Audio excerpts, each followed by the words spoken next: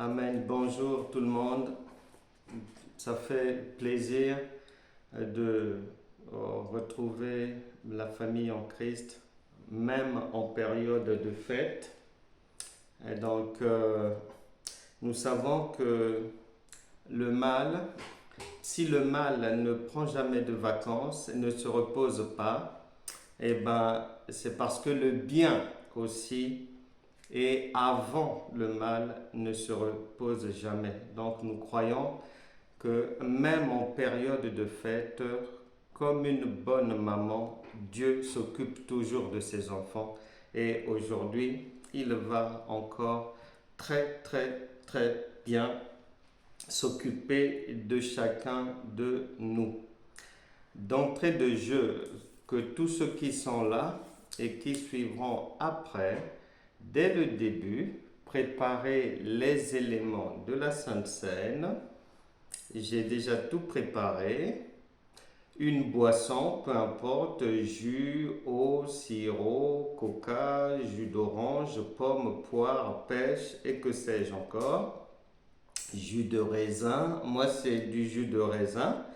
Et puis, que ça soit biscotte, cracotte, tout ce que vous voulez, pain, gâteau, tout ce que vous voulez, pommes de terre, ce que vous voulez, frites, vous mettez, vous disposez là. On va y arriver tout à l'heure. Et avant de, avant de rentrer dans le repas physique, eh ben, la Bible déclare que les choses invisibles, les choses spirituelles, elles précèdent toujours les choses physiques. Donc Dieu n'a pas changé aujourd'hui aussi. C'est le même cheminement. Et je signale pour tous ceux qui veulent se procurer l'ouvrage La bataille de Gabaon, 10 prières pour une victoire sur les adversaires, un ouvrage de prière. L'ouvrage est disponible. Voilà, ceci étant dit, pour aujourd'hui, le Saint-Esprit nous interpelle, veut nous faire du bien, comme Jésus enseigne toujours d'abord, avant de faire toute chose, parce que au fur et à mesure que l'enseignement est disposé, est dispensé plutôt, les démons partent, les gens sont guéris, les sourds entendent, les muets parlent, les aveugles voient, les démons sont chassés, les portes qui étaient fermées s'ouvrent, les grâces qui étaient retardées vous parviennent. Donc, disposez bien votre cœur à l'écoute de la parole de vie. Et notre enseignement d'aujourd'hui est intitulé La foi efface les erreurs. La foi efface les erreurs. Disons d'entrée que beaucoup de gens, beaucoup d'entre nous, beaucoup de bien-aimés qui ont cru au Seigneur Jésus, qui nous ont rejoints dans le royaume de Dieu, parfois depuis beaucoup d'années,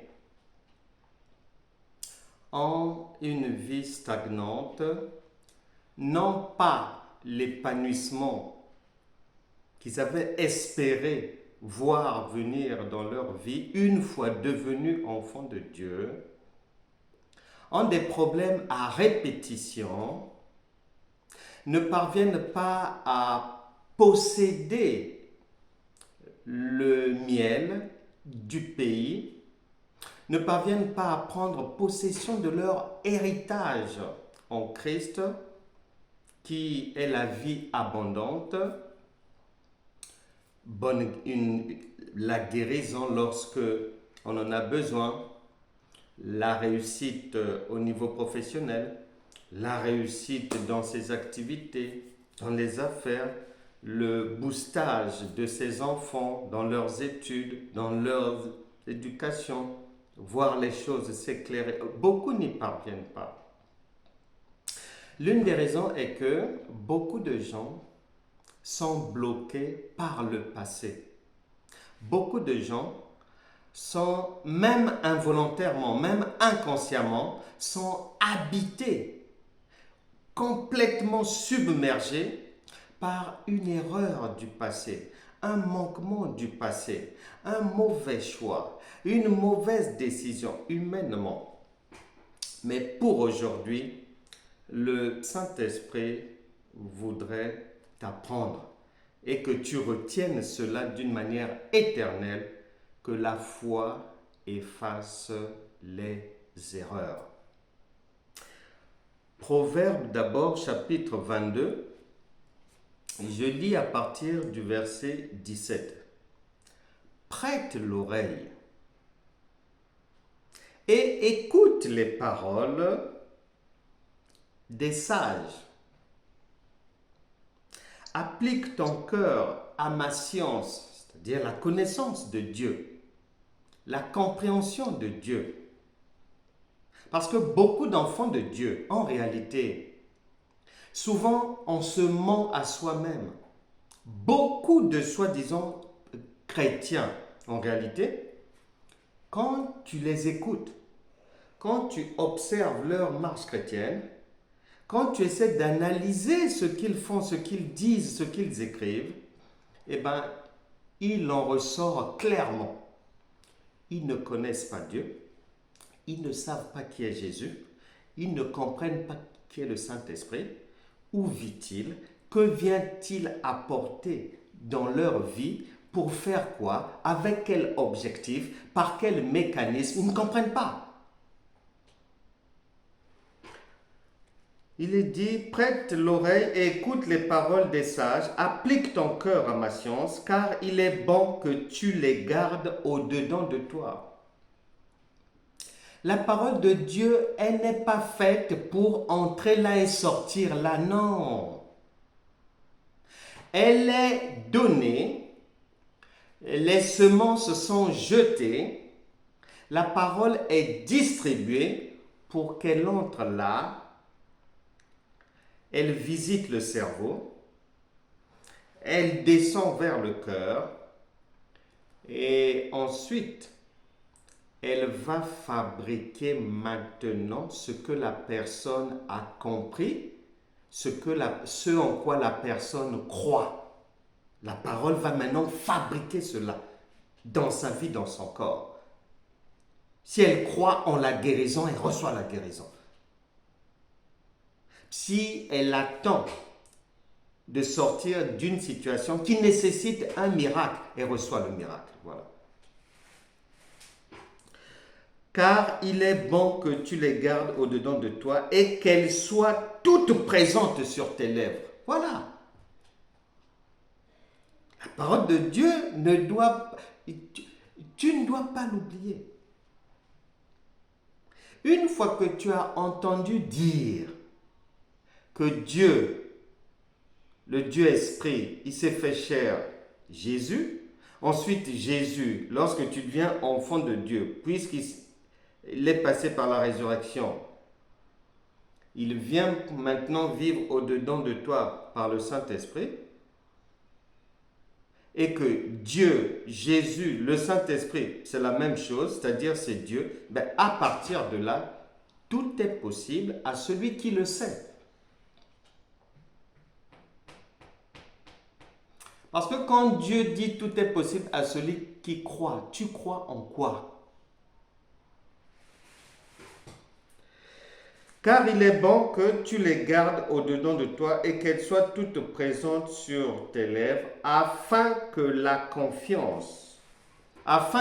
confiance repose sur l'Éternel. Je veux t'instruire aujourd'hui. Oui, toi. C'est écrit noir sur blanc. Proverbe chapitre 22, verset 19. Afin que ta confiance repose sur l'Éternel, je veux t'instruire aujourd'hui. Oui, toi. Donc, prête l'oreille. Parce que se plaindre, c'est facile. Pleurer, c'est facile. Mais prêter attention à ce que Dieu dit, c'est mieux. Et c'est plus bénéfique. Nous parlons de la foi efface les erreurs de la vie. Première chose pour nous, Galates chapitre 1, verset 22 à 24. Galates chapitre 1, verset 22 à 24. Dans cette version, la Bible se meurt, il est dit ceci. Galates chapitre 1, 22 à 24. Mais les chrétiens des églises de la Judée, c'est l'apôtre Paul qui écrit, verset 21 d'abord. Ensuite, je me suis rendu dans les districts de la Syrie et de la Cilicie. Point. Mais les chrétiens des églises de la Judée ne me connaissaient pas personnellement. Ils avaient seulement entendu dire: celui qui autrefois nous persécutait prêche maintenant la foi qu'il voulait détruire. Point. Et il louait Dieu à mon sujet. Notre démarche ici va d'abord dans cet enseignement consister, puisqu'il s'agit de la foi efface les erreurs de la vie, il s'agit pour nous d'aller vérifier la foi dont Dieu parle. Est-ce que c'est réellement ce que toi tu appelles la foi? Parce que si ce n'est pas la même chose, ça ne marchera pas. Donc aujourd'hui, nous avons une vérification à faire parce que les gens mettent la foi à toutes les sauces. Ah, la foi, ah, j'ai la foi, ah, ferme assurance, ah, blablabla. Bla, bla. Mais pourquoi ça n'avance pas? Si tu as la foi, pourquoi ça ne marche pas? Il doit y avoir quelqu'un qui soit monte dans cette histoire ou qui ne comprend pas. Soit c'est Dieu, soit c'est toi, on ne sait pas. Et on va vérifier cela parce que avec le Seigneur, c'est comme en toute chose. Un dicton dit: il ne faut jamais louper le début. Donc, à partir du moment où Dieu, lui, pense que la foi c'est A, et que pour toi, tu as toujours appris, on t'a toujours dit, tu as toujours entendu, tu as cru que la foi c'est B, ça ne marchera jamais pour toi. Jamais. Tu es déjà dans le bois. Tu n'es pas sur le chemin, la vérité et la vie. Tu es en dehors du royaume de Dieu. Donc, aujourd'hui, le Saint-Esprit voudrait t'apprendre. Tu as entendu ce qu'il t'a dit dans Proverbes chapitre 22, versets 17 à 21, que tu retiennes éternellement ce qu'il te dit. L'instruction qu'il te donne aujourd'hui. Nous sommes en train de chercher à comprendre d'abord la foi, c'est quoi au juste? Est-ce que la foi, c'est juste Hébreux 11.1, la foi est une ferme assurance des choses que l'on espère? Quelle chose? Assurance de quoi? Parce que si tu t'arrêtes à Hébreux 11.1, tu risques d'aller dans le bois ou d'être carrément dans le bois. Parce que Hébreux 11.1 est le début du chemin qui va te mener à ce que Dieu appelle réellement la foi. C'est une porte d'entrée seulement. Et nous recherchons ce que Dieu lui entend réellement par la foi. Et nous sommes partis, puisque Dieu a des témoins, puisque Dieu a tout mis par écrit, on vient de le lire, Proverbe chapitre 22. Nous recherchons que veut dire la foi selon Dieu, pas selon les hommes. Galates chapitre 1, verset 22. Mais les chrétiens des églises de la Judée, c'est l'apôtre Paul qui parle, ne me connaissaient pas personnellement. Verset 23. Ils avaient seulement entendu dire: celui qui autrefois nous persécutait prêche maintenant la foi qu'il voulait détruire. Il prêche la foi. Nous sommes en train de suivre le chemin pour aller découvrir la foi là. C'est quoi? L'apôtre Paul nous permet d'arriver à la seconde étape après Hébreux 11:1. Nous sommes en train de poursuivre. Les Écritures disent que l'apôtre Paul, les gens savaient qu'il prêchait, ils étaient surpris parce qu'il prêchait maintenant la foi qu'il détruisait auparavant. Nous poursuivons notre marche dans Canaan pour découvrir où se trouve le puits du pétrole de la foi, où se trouve l'or, le diamant de la foi, parce que nous recherchons la compréhension exacte.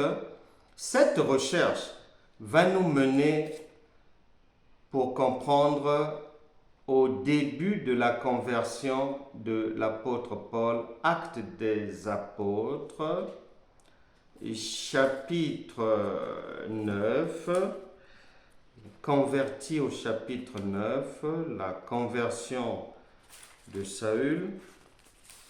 Actes des Apôtres, chapitre 9. Tiens bien Galates, chapitre 1, versets 22 à 24. Garde un doigt sur cette page-là. Ne la lâche surtout pas. On va maintenant dans Actes des Apôtres, chapitre 9, verset 1. Saül, qui ne pensait qu'à menacer et à tuer les disciples du Seigneur, se rendit chez le grand prêtre et lui demanda des lettres de recommandation pour les synagogues de Damas. Ces lettres l'autorisaient, s'il trouvait là-bas des hommes ou des femmes qui suivaient la voie du Seigneur, à les arrêter et à les amener à Jérusalem. Verset 3. Il se dirigeait donc vers Damas et approchait déjà de cette ville quand soudain, il fut environné d'une lumière éclatante qui venait du ciel. Actes des Apôtres, chapitre 9, verset 4 maintenant. Il tomba à terre et entendit une voix qui lui disait « Saül, Saül, pourquoi me persécutes-tu » Point d'interrogation. « Qui es-tu, Seigneur » demanda-t-il. La voix reprit, : « Je suis, moi, Jésus, que tu persécutes. » Quand tu reviens rapidement à Galates chapitre 1, verset 23, il est dit que les gens savaient maintenant, il prêchait la foi qu'il persécutait auparavant. Et à sa conversion, Jésus lui dit, c'est moi que tu persécutes. Conclusion, là, bien-aimé dans le Seigneur, sors de l'ignorance à partir d'aujourd'hui. Osée chapitre 4, verset 6 dit « Mon peuple périt faute de connaissance ». Galates chapitre 1, verset 22-23 et Actes des Apôtres chapitre 9, verset 1 à 5, le Saint-Esprit t'informe clairement que la foi, c'est Jésus de Nazareth. La foi, c'est Jésus de Nazareth. Comme on a trouvé ce que veut dire la foi, comme on a trouvé la définition de la foi, donc tu sauras à partir d'aujourd'hui, partout où tu vas trouver F-O-I dans la Bible, il s'agit du Seigneur Jésus. Il s'agit du Seigneur Jésus. Il n'y a pas une autre histoire là-dedans. C'est pour ça qu'il est dit que si tu sais ces choses, eh bien, tout est possible à celui qui croit, c'est-à-dire qui le sait.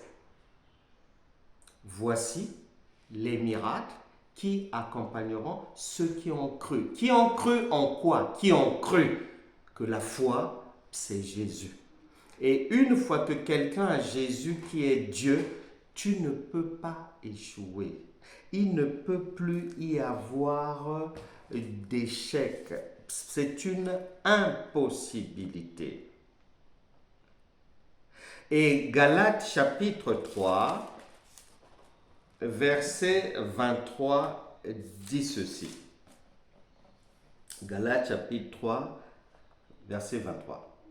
Avant que soit instauré le régime de la foi, nous étions emprisonnés par la loi et sous sa surveillance, dans l'attente du régime de la foi qui devait être révélé. Ainsi, la loi a été comme un gardien chargé de nous conduire à Christ. La loi est un gardien. Les traditions de la loi, les habitudes de la loi, les rituels étaient simplement chargés de nous conduire à Christ. Christ, c'est la foi. Donc, de nous faire passer de la loi à la foi, pour que nous soyons déclarés justes devant Dieu par la foi. On est juste par le Seigneur Jésus. C'est lui qui nous justifie. Et donc, s'il est dit que avant que la foi vînt, c'était la loi, cela veut dire que avant que la foi n'arrive, la foi n'était pas là. C'est pour ça que la Bible déclare, il est venu chez les siens, Évangile de Jean, chapitre 1. Quand tu commences à lire au verset 1, tu arrives au verset 11 là-bas, il dit qu'il est venu chez les siens. Avant, il n'était pas venu. La foi n'était pas là avant. Et elle est arrivée après. Elle est arrivée après.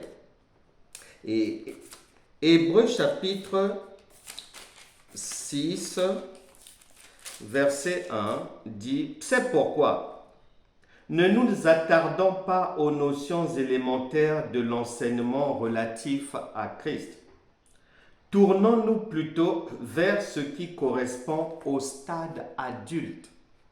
Beaucoup d'enfants de Dieu sont dans des choses élémentaires, des gamineries spirituelles, des bébés spirituels, même après 30 ans, entre guillemets, de marche chrétienne,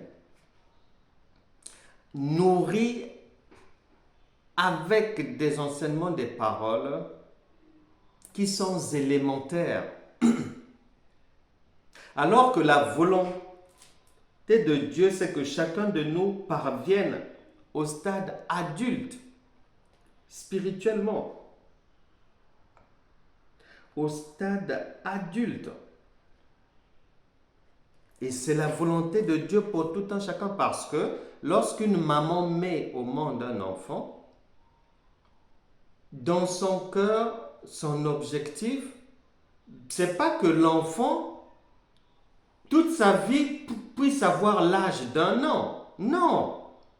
C'est pas qu'il grandisse et à 5 ans, il reste pendant 50 ans, 60 ans, âgé de 5 ans. Non. La volonté, c'est que l'enfant traverse les étapes de la vie, enfance, petite enfance, préadolescence, adolescence, jeune majorité, majeur, adulte, personne âgée, vieillard, maître, voilà. C'est la volonté. Donc, pour que la foi, qui est le Seigneur, vienne effacer les erreurs, il y a quand même un cheminement. Parce que la vérité, déjà, ne marche pas avec le mensonge. Parce que le bien et le mal ne peuvent pas marcher ensemble. Parce que si tes pensées ou tes habitudes dites chrétiennes, tu fais des choses qui relèvent de la loi, eh ben, tu peux pas mélanger ça avec la foi, Christ. Non, c'est pas possible. Non, ça ne passera pas. Et quand le Seigneur arrive, quand la foi arrive, tu dois veiller à ce que dans ton nouveau comportement, dans tes pensées, ta manière de faire, de dire, ta manière de marcher, qu'il n'y ait pas des choses de la loi. Qu'il n'y ait pas des choses de la loi. Parce que il y a des choses, des manières de prier, des prières, des jeûnes, des supplications et autres qui relèvent de la loi et qui ne doivent pas traverser la frontière de la croix. Et il y a beaucoup de choses comme ça. Et on doit veiller à cela. Je te prends un simple exemple. Tu trouveras de tout dans la Bible, mais tu ne peux pas tout emmener à la foi. Non, c'est pas possible. Exemple simple. Dans cette parole de Dieu, dans la loi, dans l'ancien temps, une femme qui était, qui avait ses menstrues, qui avait une perte de sang, était momentanément exclue de la société, mise à l'écart jusqu'à ce que cette hémorragie s'arrête et elle est réintégrée dans la société. Je te pose la question. Et pourtant, c'est bien écrit dans la Bible. Mais est-ce que c'est parce que c'est écrit dans la Bible, est-ce que tu pratiques encore cela? Non. On ne le fait plus. Parce que ça relevait de la loi. Et il y a beaucoup de choses comme ça que je peux te citer. Maintenant, des choses qui n'ont plus lieu d'être, qui ne peuvent pas cohabiter avec la foi, c'est-à-dire Christ, Dieu, tu les emmènes dans ta vie, tu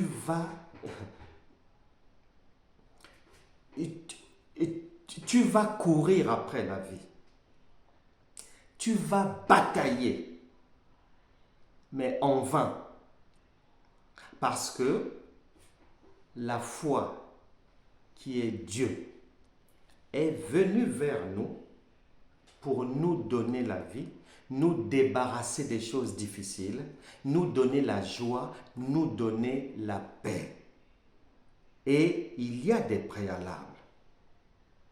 Préalables pour recevoir de Dieu, pour que la foi puisse effacer les erreurs de ta vie, pour que la foi puisse œuvrer pour toi, eh bien, la porte d'entrée, la première porte, c'était de savoir que veut dire exactement la foi. Parce que si tu te trompes là, tu es dans le bois ou dans le caniveau là-bas, tu jeûnes, tu pries là-bas et le royaume ne te voit pas. Puisque tu es déjà sorti de Canaan. Préalable, la porte d'entrée, la porte d'entrée. J'aimerais bien qu'on passe par Marc chapitre 7. Marc chapitre 7, on passe rapidement par là. Le Saint-Esprit veut nous dire quelque chose. Marc chapitre 7, verset 13, il est dit, verset 12, vous ne le laissez plus rien faire pour son père et pour sa mère, annulant ainsi la parole de Dieu par votre tradition que vous avez établie. Et vous faites beaucoup d'autres choses semblantes. Beaucoup d'enfants de Dieu, beaucoup de croyants, leurs idées, ce qu'ils font, leur manière de faire, leurs paroles annulent complètement la parole de Dieu. À partir de là, ou que ça soit volontairement, ou involontairement, parce que tu as cru à du n'importe quoi et que tu fais du n'importe quoi sans te poser même des questions, sans réfléchir, à partir de là, le royaume de Dieu, tu n'y es plus, tu ne peux pas recevoir son secours. Puisque tu n'as pas la foi n'est pas en toi, tu ne peux pas recevoir le secours. Donc attention aux coutumes, aux traditions, aux rituels, aux choses qui n'ont plus lieu d'être, aux choses inutiles, aux choses dont Jésus est venu mettre fin à ça en améliorant les choses pour nous faciliter la vie.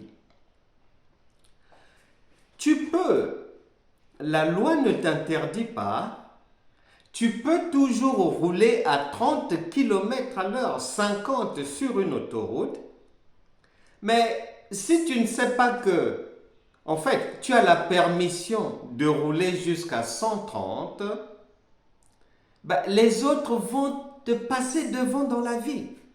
Et tu seras toujours derrière. C'est de ça qu'il s'agit. Donc, c'est à toi de faire le choix. Soit de rester dans la loi et le retard, ou soit de vivre maintenant par la foi, c'est-à-dire avec Dieu, et surtout selon les instructions que Dieu est venu nous apporter pour nous faciliter la vie. Après avoir trouvé que veut dire réellement la foi pour Dieu, deuxièmement, l'abandon des coutumes et des traditions. Troisièmement, Actes des Apôtres chapitre 2. Actes des Apôtres chapitre 2. Préalable pour que la foi efface les erreurs de la vie. Actes des Apôtres chapitre 2 verset 37. Après avoir entendu ce discours, ils eurent le cœur vivement touché et ils dirent à Pierre et aux autres apôtres, « Hommes, frères, que ferons-nous » Pierre lui dit, « Répentez-vous. » Il faut se repentir. Dieu, il est dit, vous êtes le temple du Saint-Esprit. Mais attention, le Saint-Esprit ne vient pas vivre dans des poubelles. Mais non. Le Saint-Esprit ne cohabite pas avec le mensonge. Non. Le Saint-Esprit ne peut pas se familiariser avec l'idolâtrie. Non. Le Saint-Esprit est un esprit de force, d'amour et de sagesse. Il ne peut pas venir établir sa tente là où il y a la peur. Non. Le Saint-Esprit n'est pas voleur. Il ne peut pas venir habiter dans un corps, un cœur, un esprit où le vol a établi sa maison. Non. Ah non. Le Saint-Esprit qui est Dieu, pour qu'il vienne demeurer en quelqu'un, il y a un passage obligé, la repentance, afin que chacun de vous soit baptisé au nom de Jésus-Christ, que tu l'acceptes réellement, selon Romains chapitre 10, versets 9 et 10, pour le pardon de vos péchés, et vous recevrez le don du Saint-Esprit. Vous recevrez la foi. Vous recevrez la foi. Puisque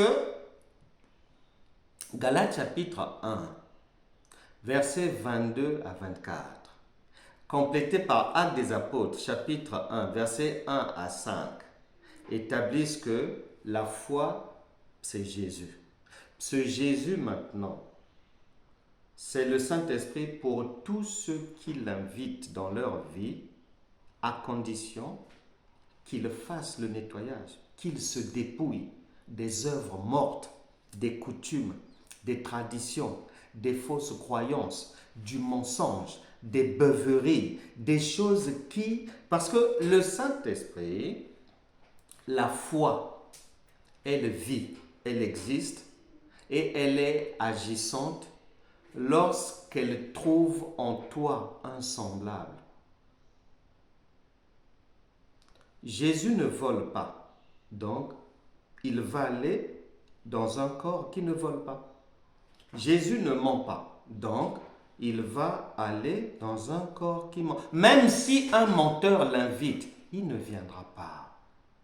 Ce sont les démons qui viendront avec leur parler en langue, avec leurs idées. Ils vont même charger le crâne de la personne de versets bibliques. La personne va croire qu'elle a Dieu. La personne va croire qu'elle est en esprit. La personne va croire qu'elle prophétise pour de vrai. La personne va croire, sans savoir qu'elle est dans la poubelle. Proverbe chapitre 28. Proverbe chapitre 28 dit ceci. Verset 13. Proverbe 28, 13. Celui qui cache ses transgressions ne prospère point, mais celui qui les avoue et les délaisse obtient miséricorde. Pour que tu puisses avoir la foi, ma soeur, mon frère, il faut la repentance. Il faut la décision de changer de vie pour que la foi qui est Dieu puisse non seulement être solidement enracinée en toi, mais puisse effacer toutes les erreurs de ta vie. Une fois qu'il y a la repentance, une fois qu'il y a le changement d'une nouveauté de vie, de marcher autrement, de ressembler à Dieu, d'imiter Dieu, d'être un digne fils, une digne fille de Dieu, un héritier modèle, une héritière modèle, une fois qu'il y a cette prise de décision dans le cœur, on devient une nouvelle créature. 2 Corinthiens chapitre 5, verset 17. Si quelqu'un est en Christ, c'est-à-dire si Dieu, qui est la foi, est dans le cœur, dans la vie d'une personne, c'est-à-dire les choses anciennes passent. Tout ce qui t'a embêté dans la vie, tout ce que tu n'avais pas pu avoir, et toutes les difficultés qui font du yo-yo dans ta vie, des va-et-vient, les mauvaises décisions, les échecs, tout ça là, toute cette obscurité, ça passe, c'est-à-dire ça va à la poubelle. Et pour être remplacé par quoi? Il est dit que toutes choses deviennent à ce moment-là nouvelles. Mais c'est normal. Là où il y a Dieu, il ne peut y avoir que la nouveauté, l'abondance, le repos, la paix, la joie, la réussite, la guérison, la délivrance. Sinon, ce n'est pas Dieu. Il n'y a pas un juste milieu là. Non, non, non, non, non. C'est soit lui ou soit ce n'est pas lui. Et en devenant une nouvelle créature, dans Ésaïe chapitre 43, verset 25, là-bas il est dit qu'à partir de là, où tu t'es repenti, tu as confessé, tu as pris l'engagement de changer définitivement et de marcher selon le standard de Christ, lui vient maintenant vivre en toi et à partir de là, il dégage, il met dehors les mauvaises choses, il fait rentrer par la grande porte les bonnes choses. L'image est la suivante. Une maman, quand bien même l'enfant a commis une erreur, quand bien même l'enfant s'est trompé, il est dit que le linge sale se lave en famille. L'enfant sera pardonné. On va tourner la page. On passera à autre chose. Maintenant, comment les enfants de Dieu, soi-disant, n'arrivent pas à comprendre, c'est-à-dire dans la manière de vivre la marche chrétienne de beaucoup de gens, lorsque vous les observez, vous les écoutez, vous voyez leurs activités, conclusion, l'être humain qu'ils sont a plus d'amour que Dieu. C'est de la folie. C'est de la folie. Dieu est amour. Et l'amour de Dieu est sans limite. L'amour de Dieu n'a pas d'équivalent. Ça n'existe pas.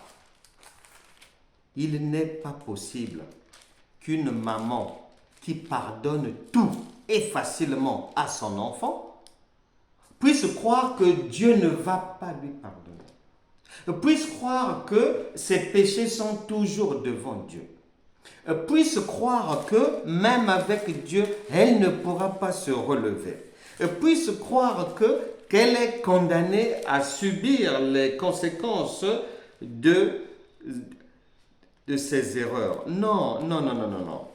Colossiens chapitre 1, verset 12. Rendez grâce au Père qui vous a rendu capable d'avoir part à l'héritage des saints dans la lumière.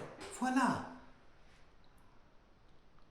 À partir du moment où vous rejoignez le royaume de Dieu sincèrement, correctement, en vous dépouillant des coutumes, des traditions, des sales vêtements, du mauvais caractère,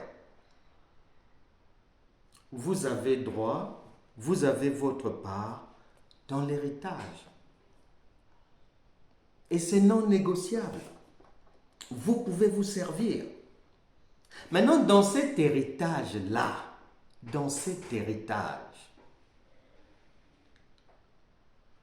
tu ne dois jamais oublier que quand tu deviens une nouvelle créature, c'est-à-dire tout est nouveau, clean, tous les domaines de ta vie.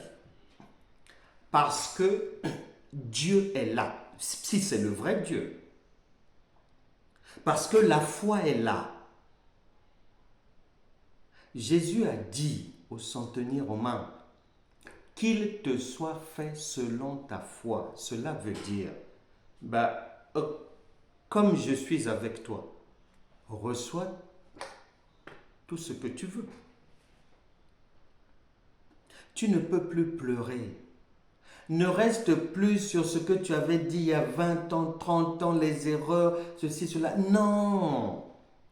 En tant qu'enfant de Dieu, Ésaïe chapitre 43, verset 25, il efface. Il a effacé tous tes péchés. Ça n'existe plus. Donc, quand tu vas venir chialer encore ou lui parler de quelque chose de la semaine dernière ou il y a 2 semaines ou 3 semaines, tu parles à Dieu des choses qu'il ne connaît pas. Et c'est de la folie. Ésaïe 43, verset 25. Ésaïe 43, verset 25. C'est moi qui efface tes transgressions pour l'amour de moi. Et je ne me souviendrai plus de tes péchés. C'est fini. Mais beaucoup de gens remettent encore sur la table, devant l'autel de prière. Faut aller pleurer. Faut des supplications. Il faut que les larmes sortent. Mais même l'oignon, pour que les larmes sortent devant le mur des lamentations. Que Dieu voit que tu chiales vraiment. Il faut que... Est-ce que ça va bien? Est-ce que c'est ce qu'une maman impose à son enfant avant de lui faire du bien? Quand bien même l'enfant a commis une erreur, une faute, est-ce qu'une maman demande d'abord à son enfant de chialer, de rester là à genoux, de bâtir un autel des larmes, un autel soi-disant de supplication, pour être par... Mais est-ce que... Non, que cette maman-là se fasse... qu'elle se manifeste, qu'on sache c'est qui, elle vit où, dans quel pays, elle est comment dedans là. On l'accompagnera peut-être à l'hôpital. Et avant l'hôpital, on va la faire asseoir et lui enseigner certaines choses de Dieu. La foi qui est Dieu efface les erreurs parce que lorsque tu corresponds maintenant à Christ, lorsque Christ vit en toi, lorsque la foi est en toi, Dieu change le mal en bien. C'est le principe de la résurrection. Dieu change le mal en bien. Tu liras, tu prendras le temps de lire.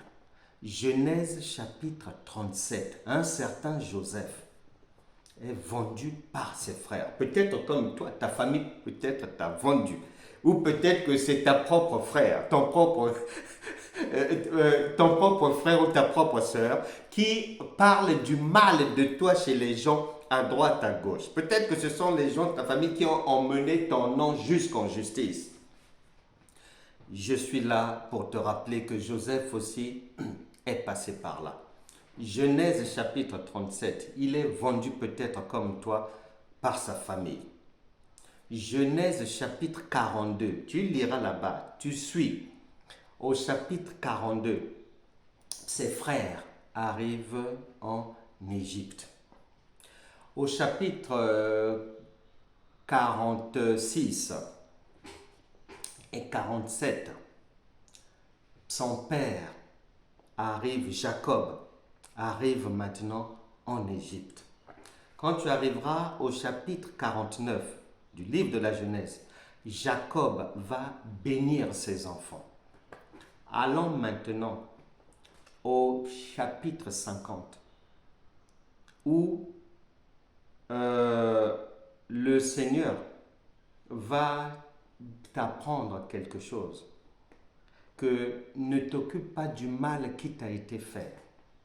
Ne t'occupe pas des erreurs, soi-disant, que tu as eu à commettre dans la vie. Ne pense plus aux événements passés. Ésaïe chapitre 43, versets 18 à 19. Voici. Ne pensez plus aux événements passés. Je suis sur le point de faire une nouvelle chose. Ne la reconnaîtrez-vous pas? Et le Seigneur poursuit en disant qu'il mettra un fleuve dans le désert. Il mettra, c'est-à-dire la joie, dans la solitude. C'est-à-dire même celle qui était célibataire depuis 102 ans va trouver un mari. Genèse chapitre 50.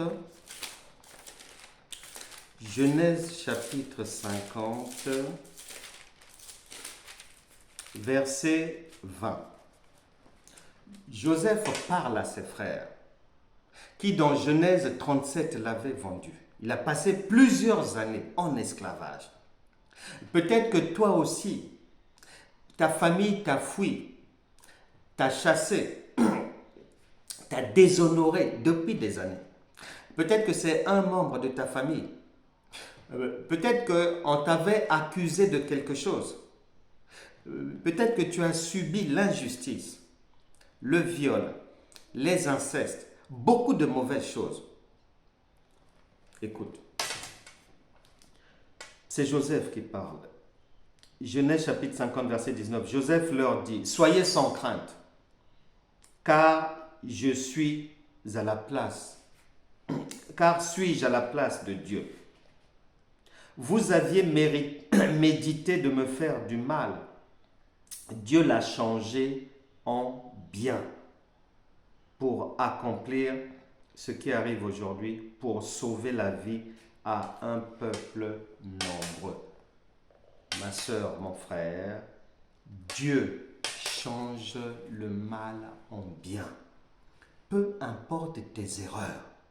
Quand on parle d'erreur, que tu aies été auteur ou que tu aies été victime, ou que tu aies été tantôt auteur, tantôt victime, ensuite auteur, peu importe, tu mélanges tout ça là, Dieu change cela en bien.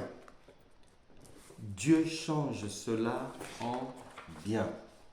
Il y a quelques années, j'avais lu un livre intitulé Le banquier de Dieu d'un franco-libanais qui avait fait fortune dans la banque, Georges El-Khoury. El-Khoury était marié avec sa femme. Ils avaient des enfants, 4 enfants.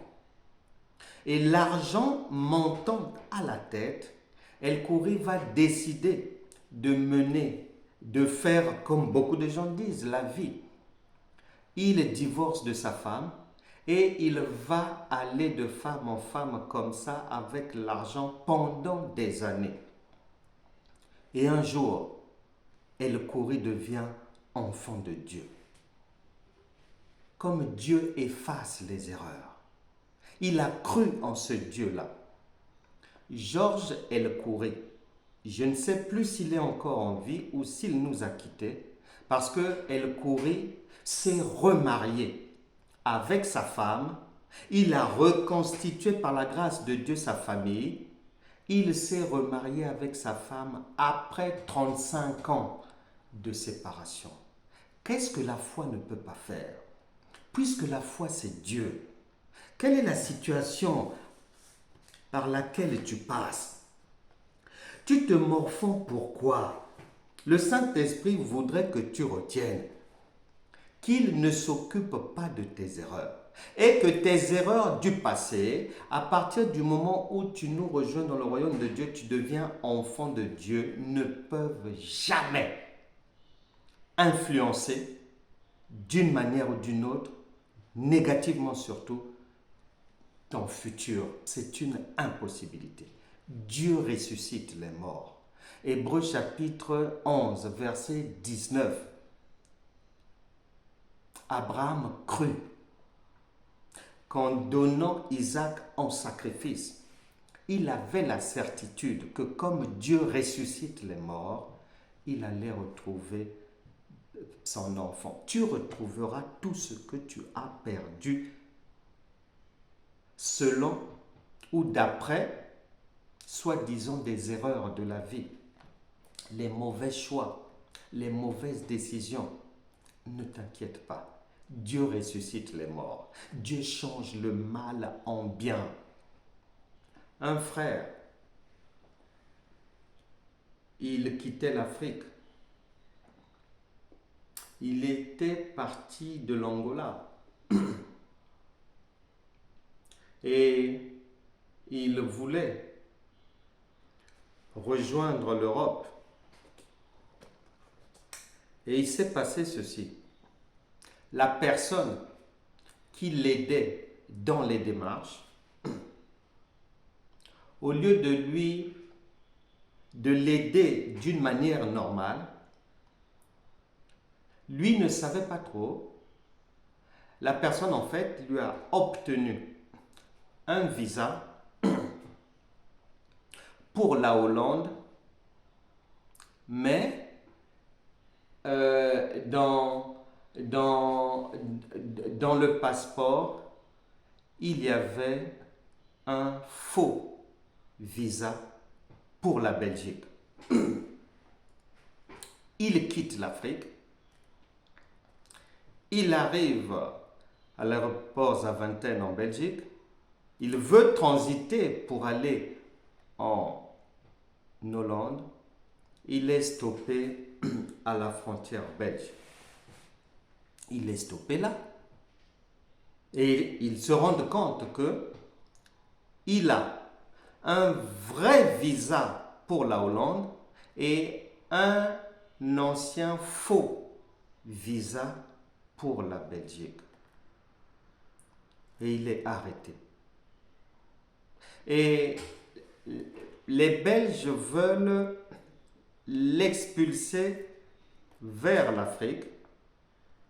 Son avocat dit non, vous ne pouvez pas le faire, il a un visa pour la Hollande. Fin de fin, les Belges comprennent que oui, effectivement, même s'il a un faux visa belge expiré, mais comme il a un visa correct en cours pour la Hollande, la justice dit qu'il faut l'envoyer en Hollande. Sauf que, à partir du moment où on l'avait arrêté, il s'est tourné vers celui qui est la foi. Nous sommes en train de suivre un enseignement intitulé Dieu, c'est-à-dire la foi efface les erreurs. La police belge, étant dans l'obligation de l'expulser vers la Hollande, ils vont le faire. Mais sauf qu'en le faisant, les Belges ont tenu à conserver son passeport dans lequel il y avait un vrai faux visa pour la Belgique qui allait leur servir désormais de modèle de comparaison avec les autres voyageurs. Et les Hollandais leur disent, envoyez-nous, nous avons besoin de son passeport. Vous nous l'avez envoyé sans son passeport, nous en avons besoin. Et les Belges leur envoient une photocopie. Les Hollandais disent non, nous avons besoin de son passeport, l'original. Fin de fin, la police belge refusera de remettre aux Hollandais ce passeport parce qu'ils avaient le modèle d'un faux visa et la Hollande étant dans l'obligation à ce moment-là de donner un titre de séjour à la personne. C'est comme ça que cette personne a été régularisée en Hollande, admis en Hollande et jusqu'aujourd'hui bien régularisée. Et donc Dieu a changé son erreur, son péché, sa faute en quelque chose de positif. Il ne faut pas s'en faire. Que tu aies commis une erreur, des erreurs, des mauvais choix, volontairement ou involontairement comme ce frère, c'est la même chose. Que ça soit volontairement, comme Georges El-Khoury, ou ce frère angolais, c'est la même chose. Un monsieur aux États-Unis, il y a quelques semaines là seulement, s'est retrouvé dans une situation compliquée. Et lui aussi, sur le territoire américain, en fait, l'administration américaine s'est rendue compte que les déclarations relevant de sa vie faites dans son pays d'origine sont en contradiction avec ce qu'il a déclaré sur le sol américain.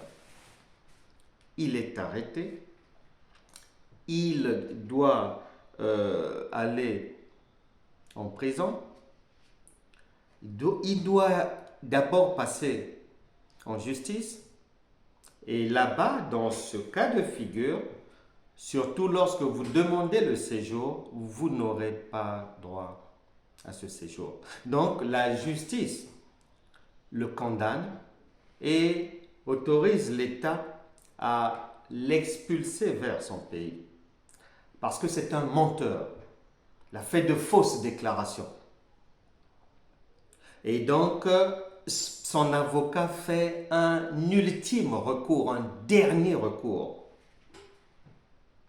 Et ce monsieur appelle un pasteur pour que pour que le pasteur prie pour lui avant que la justice ne puisse trancher définitivement. Et il explique sans mentir son histoire. Parce que beaucoup d'enfants de Dieu, beaucoup de chrétiens sont des menteurs, des menteuses. Or, le père du mensonge, c'est le diable, c'est pas Dieu.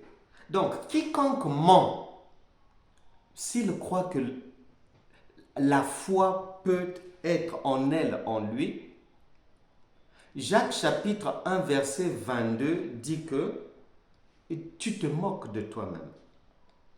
C'est une impossibilité. Donc, le monsieur dit la vérité au pasteur au téléphone et le pasteur lui dit, écoute, j'ai des démarches, nous allons prier tel jour pour ça. Le jugement, c'est quand c'est tel jour. Bon, avant le jugement, nous allons prier. Maintenant, le jour du rendez-vous, le pasteur est injoignable. J'ai aimé ce que ce frère a dit. Il va dire ceci, que étant coincé, ne pouvant pas joindre l'homme de Dieu, il s'est dit, comme l'homme de Dieu avait déjà accepté de prier pour moi, je lui ai dit toute la vérité. Il a accepté de prier pour moi, même si je n'ai pas pu le joindre. Je crois que comme il avait déjà accepté de prier pour moi, je crois que spirituellement, cette prière existe déjà. Et il est parti. Et l'État américain a oublié tout ce qu'il avait fait comme fausse déclaration et l'a rétabli dans ses droits. Nous allons prier. La foi efface toutes sortes d'erreurs dans n'importe quel domaine.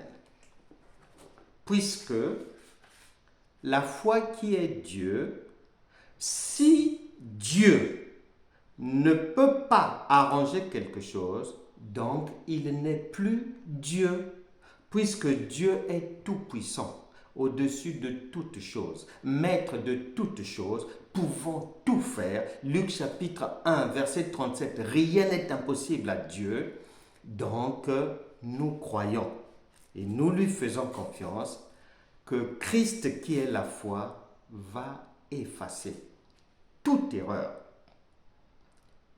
dans la vie de quiconque. Peu importe ce que les gens appellent erreur grave, ou peut-être ça a duré depuis des années, des rancunes qui n'en finissent pas, ceci, cela, tout cela, que ça soit au travail, que ça soit dans la famille, que ça soit avec les enfants, que ça soit dans les déclarations, toute erreur aujourd'hui va être effacée. Que ça soit une fausse déclaration, que ça soit quelqu'un qui attend un titre de séjour, que ça soit quelqu'un qui a fait des démarches et que dedans là-bas, il y a des mensonges, commence à te repentir. Que ça soit quelqu'un qui est en attente de la nationalité et qu'il y a du faux dedans là-bas, commence maintenant à te repentir. Nous allons vers une prière par la foi. Et que toute personne en attente de toutes sortes de documents et qui pense que l'administration l'a oublié, qui pense qu'elle n'a pas droit à ceci, qui pense qu'à cause de ceci, c'est sûr qu'on ne me donnera pas. Dispose ton cœur, nous allons droit vers le miracle pour ta vie. Toute personne qui a menti quelque part, réponds-toi maintenant, dispose ton cœur. Toute personne qui ne croyait pas en Dieu, qui ignorait ce qu'était la foi au juste, toute personne qui était dans des doutes, des incertitudes, des incompréhensions, dispose maintenant ton cœur. Nous n'avons plus de temps à perdre. L'heure n'est plus à aller se poser mille et une questions. Nous avons découvert qui est la foi. Nous savons maintenant que rien n'est impossible à Dieu. Nous savons maintenant que la foi est au-dessus de toute chose. Nous savons maintenant que la foi nous ouvre les portes de tout, efface nos bêtises, efface nos erreurs, redresse nos manquements. Peu importe Même si tu avais divorcé par erreur, même si tu avais divorcé et tu t'es rendu compte plusieurs années après que tu avais divorcé ou accusé l'autre à tort, n'oublie pas ce que le Saint-Esprit vient de te dire du témoignage de Georges Elkouri. Dieu ressuscite les morts. Dieu ressuscite toute situation morte. Si quelqu'un est en attente ou bien à un procès à venir, tu vas remporter ce procès, car toute erreur venant de toi va être effacée.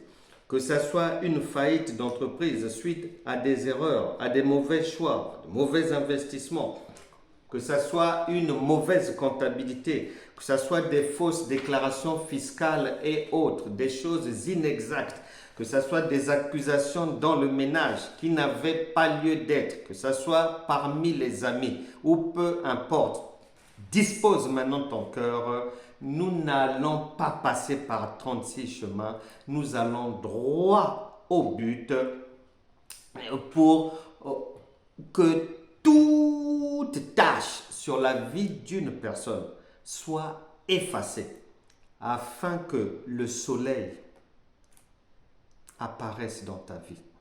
Saint-Esprit, merci pour ta parole. Nous te bénissons. Que toute personne ici qui t'a ouvert son cœur reçoive ta grâce. Que toute personne qui a accepté de quitter le mensonge, de ne plus marcher d'une manière tordue, d'une manière bancale comme avant, visite ces personnes au nom puissant de Jésus. Que toute mauvaise chose que qui que ce soit avait faite dans sa vie soit maintenant effacée au nom de Jésus. Que les inquiétudes disparaissent, que les nuits passées à ressasser le passé disparaissent d'une personne au nom puissant de Jésus. Que toute mauvaise décision, que toute habitude de prise de mauvaises décisions, des mauvais choix disparaissent dans la vie d'une personne. Dieu brise toute malédiction liée aux échecs, à la limitation, aux maladies, au nom puissant de Jésus. Que toute erreur médicale sur le corps d'une personne soit réparée maintenant par la main divine. Que chacun reçoive la grâce de Dieu. Que chacun reçoive la grâce de prospérer dans ses activités. Que chacun reçoive la grâce de vivre dans un bon mariage. Que chacun reçoive la grâce de rencontrer réellement la bonne personne. Au nom puissant de Jésus.